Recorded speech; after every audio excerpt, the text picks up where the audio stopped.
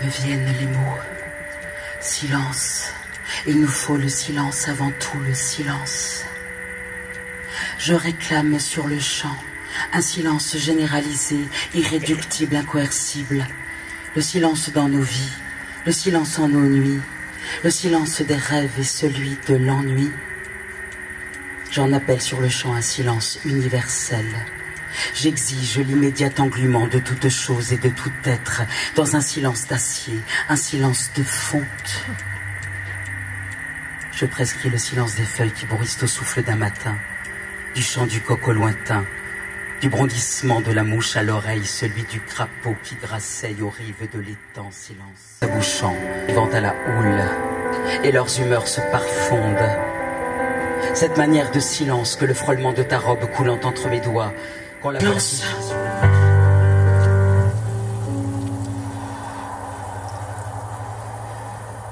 Mais avant que le jour ne poigne, quand la brume pèse encore au flanc de la colline, leur humeur me parvient invariablement en un bourdonnement distinct.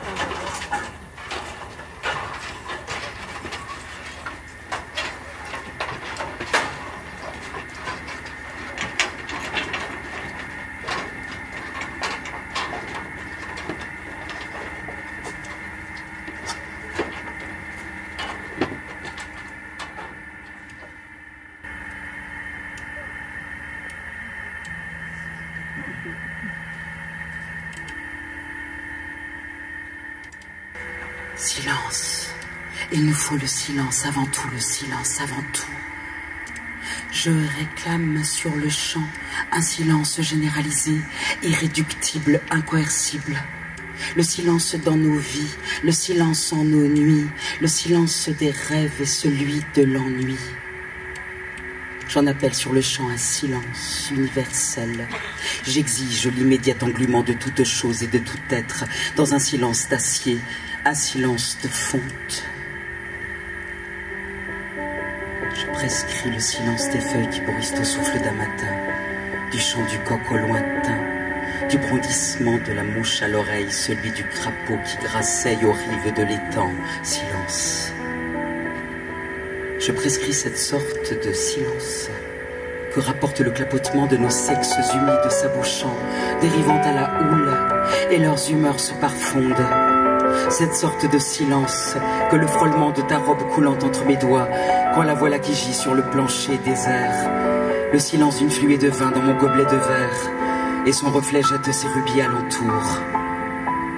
J'aspire au silence transparent des ombres, au silence abrasant ta peau de grenaille, et tes cuisses toujours au bombre la venelle de chair qui louvoie vers tes profondeurs opaques.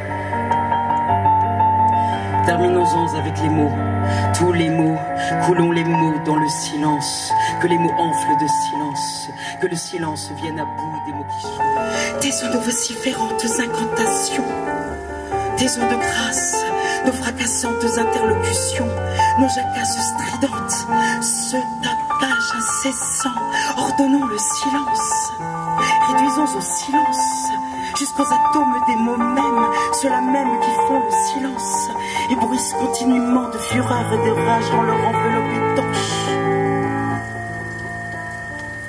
Et toi, me crois-tu si je t'écris silence? Me crois-tu si je t'écris que les mots me submergent silence, qu'ils menacent de crever les digues silence? Je t'écris silence, je t'écris.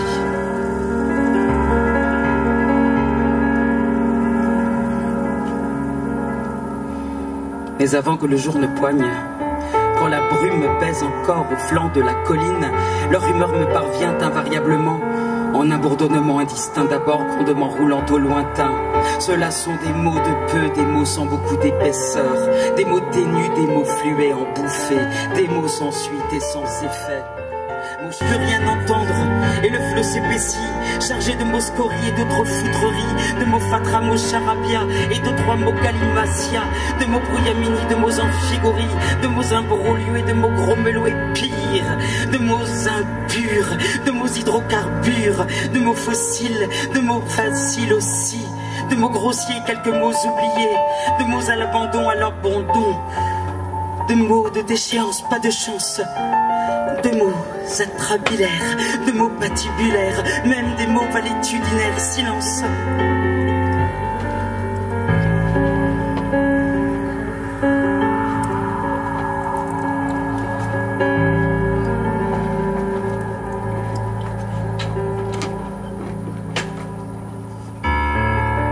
Venir à bout des mots qui jointent, des mots qui crissent, des mots qui clichent, des mots qui grincent.